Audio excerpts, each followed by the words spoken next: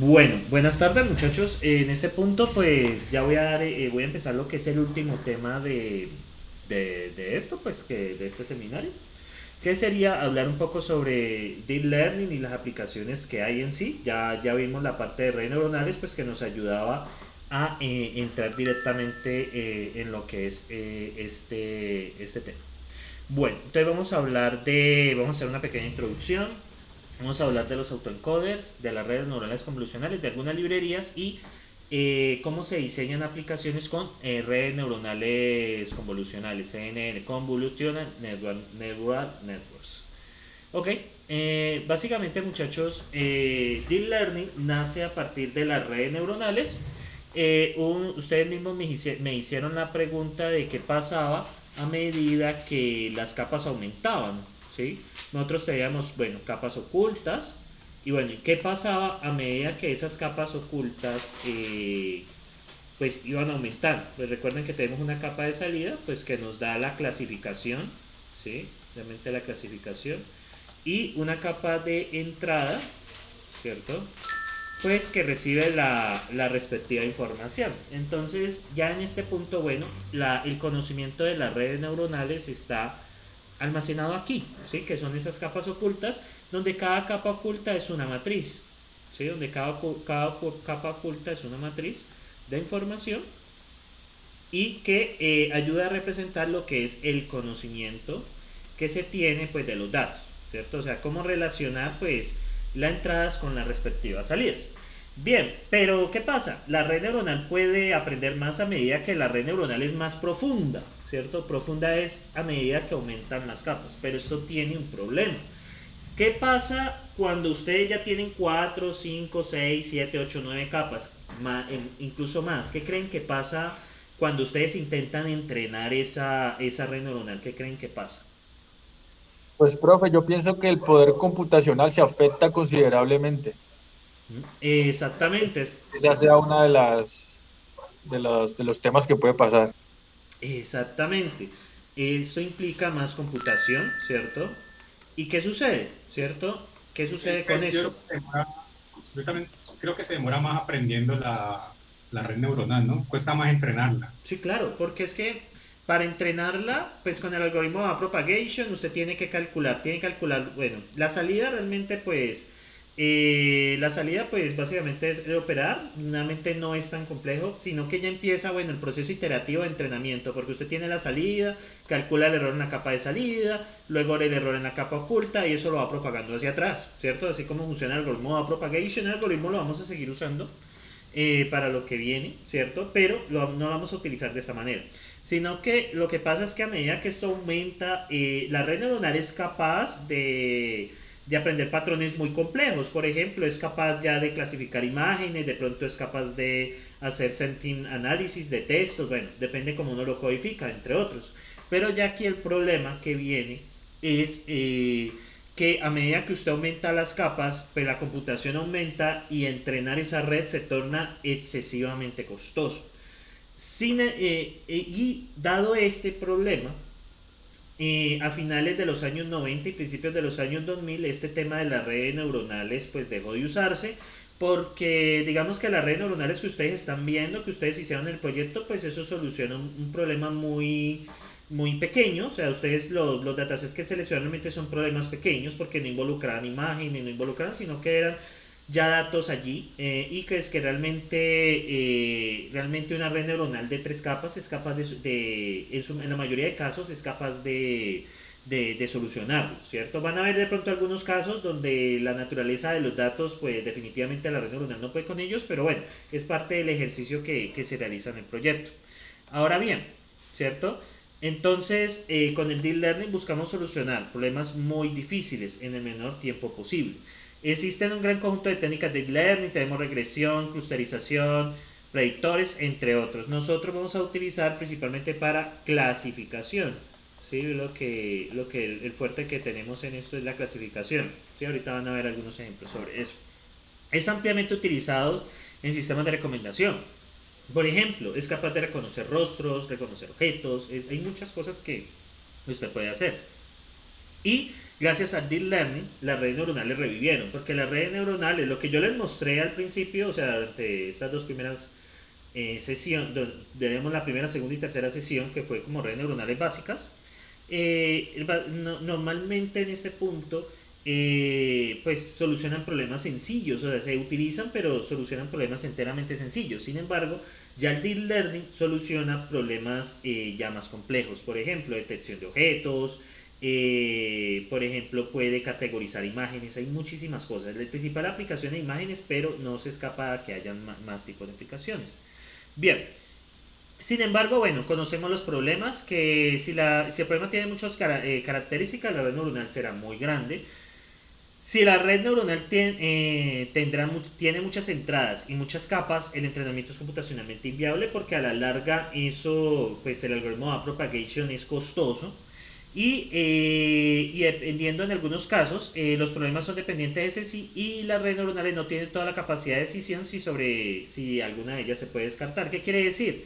Que muchas veces lo que ustedes hacen en el procesamiento de datos es mirar esto, pero uno lo puede ver con las herramientas que cuenta, o sea, con las herramientas que cuentan ustedes con el análisis de datos, con el análisis de componentes para ver si hay variables correlacionadas, con el análisis que ustedes hicieron, por ejemplo, que si una variable sube y la otra baja, son variables dependientes.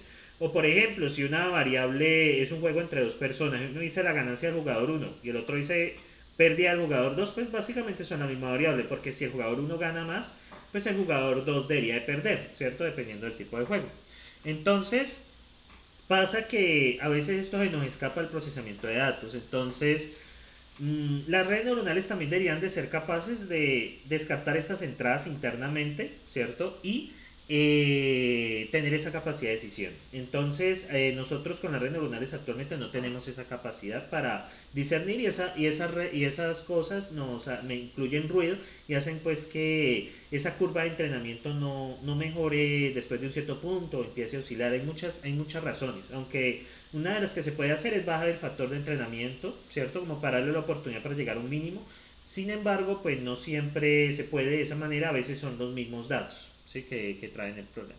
Entonces, ¿cuál es el enfoque de Deep Learning? ¿Cierto? Entonces, en lugar de pensar en una red gigantesca, lo que vamos a hacer es tener varias redes neuronales cuya característica es la siguiente. Hay una red neuronal, cada una se va a ocupar de una tarea y lo que va a hacer es básicamente la salida de esa red va a ser la entrada a otra red. Entonces es más fácil entrenar una red pequeña a entrenar una red grande. Entonces lo que hicieron, básicamente cogieron esa red gigantesca y la partieron en pedazos. Ese es el enfoque de e-learning. Sin embargo, pues cada una de esas redes va a estar especializada en un problema dado. Por ejemplo, miremos este problema de procesamiento de imágenes. Usted tiene un grupo de imágenes de entrada. Entonces, ¿qué hace esa primera red? Esa primera red se encarga de mapear la imagen. O sea, ahorita yo les muestro con los autoencoders, vamos a entenderlo bien. Esa red solamente se encarga de mapear las imágenes, no hace absolutamente nada, sino que se encarga de hacerle una representación en la red neuronal, eso se llama representación aprendida. Y eso es la entrada para otra red que se considera como una capa oculta. O sea, esa red no, digamos que se consideran pues dentro de las capas ocultas. Entonces, ¿qué pasa? Esa primera red, su salida, ¿cierto? Son las características aprendidas o sea, las imágenes aprendidas. Learn image, ¿cierto? Image. Y esta es la representación que tiene la imagen dentro de la red. Básicamente ustedes entrenan esto y la característica es que tiene una representación. Luego eso es la entrada para otra red neuronal que se encarga de la extracción de las características. Face feature es la extracción de las características. Estas redes pues tienen una arquitectura definida y la misión de esta red es marcar dónde están los rostros, ¿cierto? O sea, primero aprendemos de la imagen y luego marcamos dónde están los rostros. Estas redes pues tienen una configuración dada. Digamos que una de las desventajas del Machine Learning es que realmente uno trabaja sobre cosas ya hechas. O sea, usted no difícilmente se va a inventar algo nuevo, sino que lo que usted hace es, bueno, Se sabe pues que la red con estas características es buena para detección de rostro. Lo que uno hace es implementarla, uno no realmente hace nada más. Bueno, después que hace esto, esta red ya se encarga de, digamos, de marcar, de detectar exactamente dónde están los rostros. Y esta última red ya se encarga de hacer el marcado para mostrar una imagen de salida con el rostro enmarcado. Por ejemplo, que usted tiene la imagen aquí de la persona, ¿cierto? Y le marca el rostro, ¿cierto? Eso es básicamente lo que saldría acá. O bien puede ser una clasificación, por ejemplo, hombre, mujer, por ejemplo, ¿sí? Ya, por ejemplo, puede ser esos dos tipos de salida. Puede ser una imagen, la representación de una imagen, o bien puede ser una etiqueta, una clasificación hombre, mujer, o de pronto si ustedes quieren clasificar de acuerdo a la edad. Bueno, hay muchísimas cosas que uno puede hacer. Entonces, nuestro objetivo principalmente son estos problemas de clasificación.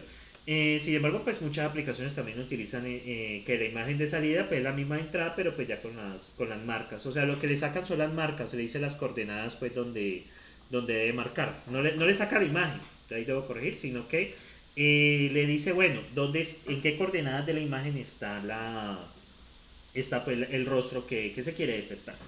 Muy bien. ¿Tienen preguntas hasta acá sobre lo que es el enfoque de Machine Learning? Lo que hicieron en general con las redes grandes. No, profe. ¿No? Por mi lado, no. Listo. Entonces, ¿qué aplicaciones tienen? Entonces, pues podemos tener traducciones instantáneas, donde realmente en las redes se cargan lo que son los diccionarios, reconocimiento de rostros, lo que acabo de mostrar, sistemas de recomendación, como los de Facebook, de Amazon, fotomultas, ¿cierto?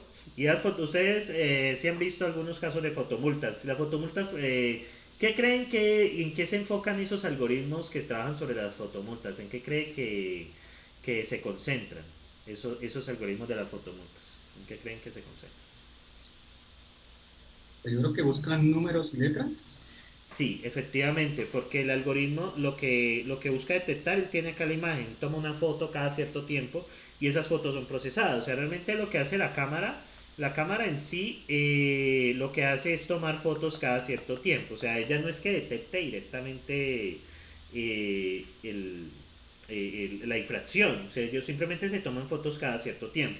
Y naturalmente, pues estos tienen acá unos algoritmos para que la foto tenga mejor calidad en ciertas zonas o que el obturador se concentre en ciertas cosas. Por ejemplo, si aquí hay unos carros, pues por ejemplo, aquí hay un carro, pues por ejemplo aquí se concentra en la placa. Aunque realmente la imagen que es muy grande y lo que hace es concentrarse donde están las placas para sacarle la mejor definición posible. Luego, ¿qué pasa? Esto pasa a unos servidores ya de backend que se encargan de detectar pues dos cosas. Lo primero es si existe una infracción, ¿cierto? Y lo segundo es si existe una infracción, es obtener la placa, ¿cierto? Pues es lo que principalmente se busca. En el tema de la infracción, esto es un algoritmo que está entrenado con fotos de infracciones, ¿cierto? Con fotos de infracciones, ¿cierto? O sea, básicamente ellos en su sistema tienen alimentadas fotos de infracciones, ¿sí? Naturalmente en diferentes pues, datasets que hay diferentes, se toman fotos de infracciones que hay, por ejemplo, que si está parado sobre la cebra o que si el semáforo está en rojo, entonces pues el carro no debería estar aquí, por ejemplo, ese tipo de cosas, ¿cierto? O por ejemplo, si el carro está, pues sobre todo parado en la cebra, bueno, hay otras de detección de velocidad, pero bueno, pensemos en la cebra básicamente detecta si por ejemplo el semáforo está en rojo, pues el carro no debe estar encima de la cebra, ni siquiera así, ¿cierto? O sea, pues ellos se concentran, por ejemplo, en el tema de la cebra, que es una de las infracciones más comunes. Lo que pasa es que muchas veces la gente por descuido, ¿cierto? Cuando el semáforo cambia de amarillo a rojo, entonces no hace como el frenado que uno debería hacer, porque cuando, pues según la norma de tránsito, cuando usted ve el cambio de verde a amarillo, si usted está muy cerca de la cebra, pues debería de acelerar, pero si usted está lejos, debería de bajar la velocidad. Se supone que así debería usted hacer, pero hay personas que por su inexperiencia o en afán, lo que sea, piensan que alcanzan y se dan cuenta que no y quedan paradas aquí. Entonces la cámara ahí se activa y toma fotos. Bien, ya la detección de la infracción y luego se hace la detección de lo que es la placa. Entonces, pues por ejemplo, BPF 232 se encarga de extraerla de la imagen. Realmente allí operan dos redes convolucionales. Es donde yo conozco, operan dos redes convolucionales. La detección de infracción, que es detección de objetos, ¿cierto? Este es de detección de objetos. Básicamente es detectar el carro y su posición con respecto a la cebra. Y el de la placa es de extracción de la imagen, pues que hace acá. Tiene que detectar dónde está la placa y tiene que extraer la imagen, extraer pues el texto. Eso es una combinación entre una red neuronal convolucional y un OCR, ¿cierto? ¿Qué es un OCR? Pues que la red convolucional detecta dónde está la placa y el OCR se encarga de extraer las respectivas letras. Posteriormente, esto pasa a verificación de un ser humano, ¿cierto? Porque pues ustedes saben que estos algoritmos a veces cometen errores, ¿sí? Entonces, esto es cómo funciona el proceso de una fotomulta, ¿cierto? Por eso estas cámaras pues, naturalmente son de alta definición, ¿no? Pues para tomar con claridad la información y pues esto tiene un sistema de fibra óptica para comunicarse con los servidores de backend. Estos servidores suelen estar en la nube, hasta donde entiendo, ¿cierto? Si no estoy mal, están montados sobre Amazon o no me acuerdo, hay otra que se me olvida, creo que tiene que ver con Char, creo que es CloudChar. Bueno, es una de esas dos. Y bueno, muchachos, la persona que se le ocurrió este sistema, realmente montarlo no es, ¿cómo decirles? No es cosa del otro mundo. ¿Por qué? Porque es que usted no tiene que inventarse los datasets de infracciones, usted los encuentra en la red. Y estos algoritmos de detección de objetos están en la literatura y son buenos como están planteados. Lo único que tienes que hacer es configurar las librerías y ya está. Y con eso usted tiene su enfoque de negocio. Y lo que usted tiene que hacer son montar la infraestructura y las aplicaciones que necesitan, pues, por ejemplo, la persona que está en tránsito, pues la aplicación de usuario final que se conecta con todo esto, porque a la larga al usuario final, pues que sería la persona en tránsito, pues que al final impone la infracción, pues básicamente le llegan unos reportes diarios y esa persona su labor es revisarlos. Y miren, lo lucrativo que es esto. ¿Ustedes saben cuánto porcentaje le pasan a la empresa que hace eso? ¿Cuánto saben? ¿Cuánto han escuchado cuánto es de las infracciones? ¿De lo que paga la gente? Pues yo escuché una vez que era como el 20% de la multa. Es el 15 al 20%, exactamente. Y esto es un buen modelo de negocio, aunque pues naturalmente pues es odiado y, pues yo creo que las personas que ganan dinero con eso tienen que ir escondidos. Porque pues realmente mucha gente no los quiere, pero es interesante porque realmente el enfoque, usted no necesita una gran infraestructura, usted lo que necesita son buenos conocimientos puede contratar y subcontratar la instalación. Tengo entendido que el contrato de esto fue que la empresa ponía las cámaras y la red y los servidores. Y lo que hacen es cobrar el 15 a 20% de la multa a forma de ganancia. Y ahora imagínense que hagan alrededor de 100 multas por día. Más o menos eso era antes de la pandemia. No sé cómo está ahora la cosa, pues se supone que el tráfico bajó, ¿cierto? Y imagínense, alrededor de 100 multas por día. Y esas multas, digamos, esa multa de la cebra es medio salario mínimo, son como 400 y piol, o sea, ganan 40.000 pesos perdón, 80.000 pesos por multa. Bueno, eso si le quitan la mitad, bueno, supongamos que paga 200, entonces se gana 40.000 pesos digamos, se gana entre 40 y 80 por persona, pongámosle 40 y 100 multas diarias. Entonces, 100 multas diarias, eso daría por 40.000, daría 4 millones, ¿cierto? ¿O estoy equivocado? ¿4 millones de pesos? ¿100 por 40.000? ¿O estoy sumando mal? ¿O estoy multiplicando mal? ¿Cierto que sí? ¿4 millones? Entonces, que me confirman con la manito o algo. Si es 4 millones diarios. Sí, porque 40.000 por 10, 4, sí. Y son 4 millones. 4 millones. 40.000 y 2 ceros. Y ahora multiplica eso por 365 días del año. ¿Cuánto le da eso? Imagínense.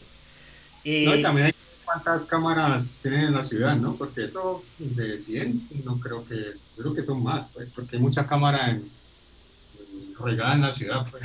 Sí, o sea, y realmente con lo que yo les voy a mostrar, ustedes podrían montarse una empresa de eso. Naturalmente, pues tendrían que profundizar mucho más, ¿cierto? Pues en el tema de las cámaras, de la infraestructura, porque como eso es fibra óptica, tiene que ser fibra óptica porque las imágenes son Full HD y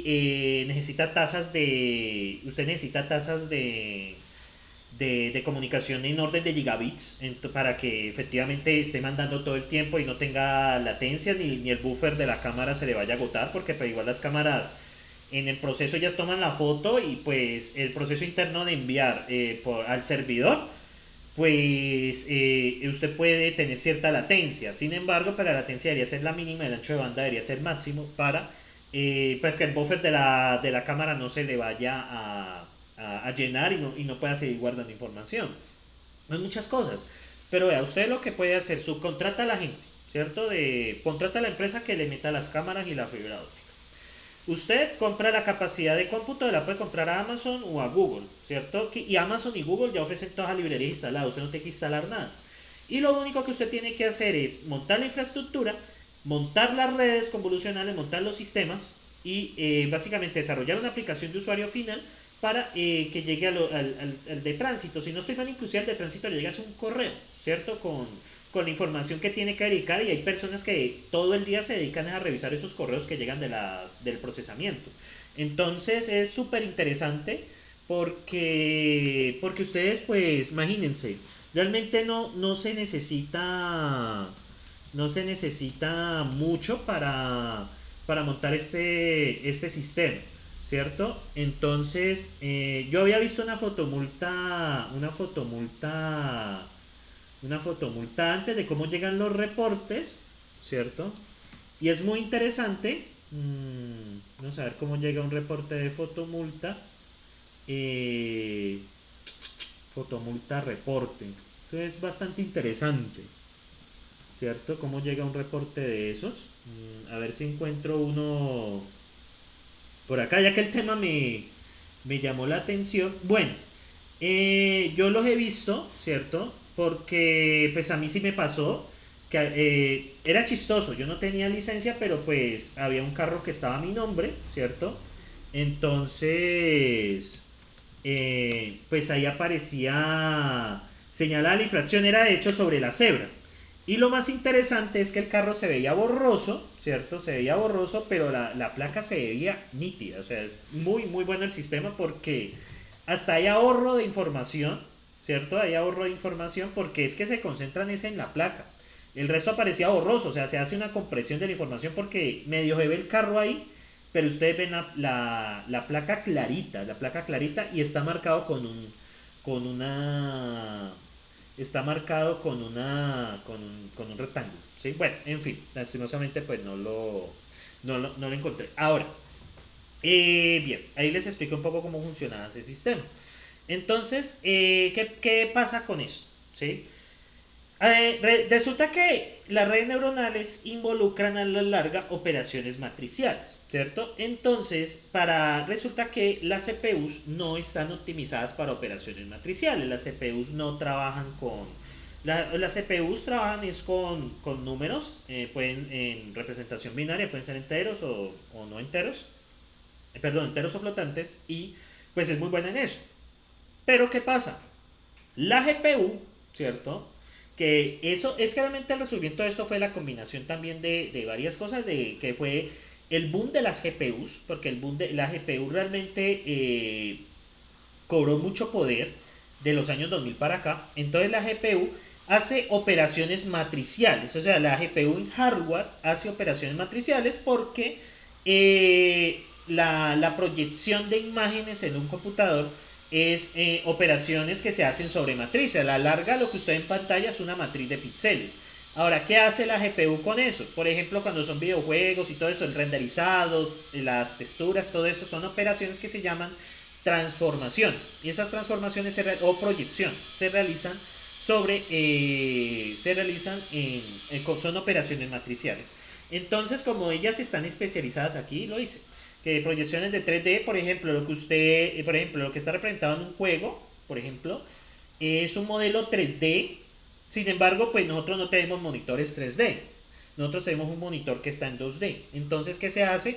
Se hace una operación que se conoce como proyección. Es transformar una matriz de 3 dimensiones a convertirla a una matriz de 2 dimensiones, de tal forma lo que se representa sea pues entendible por el ser humano, ¿cierto? Entonces, dado pues que las GPUs están especializadas en eso, pues bueno, como están especializadas en operaciones matriciales, bueno, aprovechemos eso dado que las redes neuronales en su proceso de entrenamiento o en su proceso de cálculo de salidas, pues también son matriciales. Entonces, aprovechando eso, nosotros ¿qué hacemos? Utilizamos las GPUs. Por eso es que las GPUs cobran gran importancia en este tema de Deep Learning, son fundamentales, porque la diferencia entre hacer un modelo en CPU te hace la multiplicación, por ejemplo, la multiplicación cuesta n al cubo, ¿cierto? Porque es filas por columnas. Pero en una GPU, ¿cierto? Puede costar O de n, ¿cierto? Es una diferencia bastante... O en el O de n, ahora que recuerdo. Entonces, dado que en hardware la GPU está optimizada para operaciones matriciales, es decir, las hace nativamente. Los operadores de multiplicación son nativos. ¿Qué quiere decir eso? Mientras usted en una CPU, para multiplicar dos matrices, necesita hacer fila por columna, ¿cierto? Lo repite cada fila por cada columna, eso tiene costo cúbico. Realmente las operaciones en GPU se hacen de forma nativa, o sea, son un soporte nativo. Entonces, la diferencia entre entrenar un modelo con una CPU versus entrenar un modelo con una GPU es muchísimo. Por eso es que estos servidores de Amazon, de Google, bueno, entre otros, lo que uno, cuando va a trabajar uno este tipo de cosas, uno trabaja sobre capacidad de GPU, eso es lo que uno quiere allí, ¿sí? Bien, algunas herramientas, pues tenemos TensorFlow, PyTorch, Keras, Google ML y IBM Watson. Esto pues trabaja sobre APIs. También tenemos la de Amazon S2, cómo olvidar esa tan importante. Pues que nos ofrece también un módulo de Machine Learning. También tenemos IBM Watson. Estas pues son en el orden de APIs, es básicamente, o de infraestructura. Esto es plataformas como servicios, o sea, básicamente le ofrecen a ustedes todo lo necesario para montar la aplicación, le ofrecen la librería, le ofrecen el espacio, todo. Entonces, también son servicios tipo PaaS, que son plataformas como servicios. No sé si han escuchado de plataforma como servicio. Sí, creo que sí. Yo Entonces, sí. ¿alguien no ha escuchado? Pues puedo dar una explicación chiquitica. Creo que de pronto alguna lectura lo han visto. No, yo la he escuchado, yo por lo menos no he visto. Bueno, en el cloud usted encuentra tres cosas: infraestructura como servicio, plataforma como servicio y servicio como servicio, válgase la redundancia. Software como servicio, perdón. Entonces, software como servicio es una aplicación que se le ofrece a usted las funcionalidades en internet, ¿cierto? O sea, le ofrece usarlas sencillamente. Por ejemplo, un procesador de textos en línea es un SaaS. Entonces, el ejemplo clásico de esto es Google Drive, ¿cierto? Con todas las aplicaciones que tiene, ¿cierto? Eso es un software como servicio, ¿sí? O sea, que usted lo puede utilizar directamente. El mismo correo es un software como servicio, o sea, algo que le ofrecen a usted, pues, a través de la web. Plataforma como servicio es que le ofrecen a ustedes APIs, le ofrecen a ustedes capacidad de almacenamiento, le ofrecen una serie de herramientas para montar aplicaciones, ¿cierto? Entonces, por ejemplo, Google Colab podría entrar acá, ¿cierto? ¿Por qué Google Colab podría entrar? Por ejemplo, el otro sería, hay una que se llama Heroku. ¿Han escuchado Heroku? ¿O no? No, profe. Heroku es una plataforma para montar aplicaciones. Pues les puedo mostrar aquí pues súper brevemente Heroku, ¿cierto? Entonces Heroku es una plataforma, ¿cierto? Es un PaaS que le permite a ustedes montar aplicaciones, ¿cierto? Entonces, por ejemplo, la plataforma, aquí usted puede montar aplicaciones en PHP, tiene Laravel instalado. Usted, por ejemplo, aquí puede montar una aplicación en Laravel, puede montar una aplicación en Python Django, puede montar una aplicación utilizando Ruby on Rails, Java Server Faces, bueno, en general. Entonces le ofrecen a usted todo lo que usted necesita para desarrollar. Le ofrecen pues, dónde subir los archivos, cómo configurarlos, el servidor web. Entonces usted no tiene que preocuparse por instalar eso en el servidor, eso porque esto ya lo ofrece configurado. Y la ventaja que ofrece es que pues usted no tiene que preocuparse por errores ahí en el término de instalación, porque pues eso ya es por cuenta del proveedor. Otra muy famosa es Cloud9, esa la compró Amazon. Yo la usaba para dar clases, pero desde que Amazon la compró pues se volvió paga. las funcionalidades que yo usaba. Era muy útil porque pues aquí yo, por ejemplo, podemos programar en Python, etcétera, etcétera. Y la otra es rpl.it, ¿cierto? Realmente rpl.it es más para como un IDE, ¿cierto? Es más como un IDE que le ofrece usted, pero pues esto cuenta como plataforma, como servicio, porque usted puede montar aquí aplicaciones. Naturalmente, este rpl.i es como más para codificar, como no tener que instalar Python, no tener que instalar Ruby, de pronto que el computador no es tuyo, entonces te ofrece la posibilidad de programar. Yo lo utilizo muchísimo para mis clases, porque pues yo aquí puedo, por ejemplo, puedo montar ejemplos en Python y tengo aquí la posibilidad de hacerlo. Bueno, y finalmente tenemos, esto entonces sería un pass, y finalmente tenemos lo que es infraestructura como servicio, es que a usted le dan, vea, yo a usted le doy un Linux, un total, con tanta capacidad de memoria y con tanto de disco duro, y haga lo que quiera con eso. Es básicamente le ofrecen a usted como el cómputo directamente. La que yo más he utilizado de esta es Amazon S2, no sé si han escuchado Amazon S2 sobre esto. No sé si han escuchado. Sí, sí, sí la he usado. Sí, es muy útil. Por ejemplo, yo la he usado para procesar cosas, porque pues a veces uno no puede dejar un computador a veces prendido 2 semanas. Entonces es muy útil para procesar. El otro es Google Cloud. Bueno, Cloud9 también ofrece esto. Y hay muchísimas compañías que ofrecen este tipo de cosas. Pues, eso ya depende de lo que uno está haciendo. Ya cuando uno actualmente está desarrollando software, pues eso de comprar el servidor, muchas veces eso ya depende, ¿cierto? Depende como de lo que se va a hacer. Pero en mi experiencia, en los proyectos que he tenido la oportunidad de participar, es mucho mejor utilizar este tipo de cosas. Porque primero uno no tiene que preocuparse de la configuración del servidor, no tiene que montar nada de cuarto de frío, nada de eso. Ellos ya tienen todo eso. La seguridad de los datos ellos lo dan. Ellos tienen protección contra ataques de OS y en general. O sea, ellos tienen todo lo que ustedes les ofrecen. Y bueno, esa es la explicación de esto. De este tres tipos de cosas, de servicios que se ofrecen en el cloud. ¿Sí? En el cloud. Bien, ¿ustedes tienen preguntas de lo que he hablado hasta ahora de e-learning en general? Esta introducción que hice. No, no. Ya no probó. Ok. Entonces, bueno, yo voy a pausar.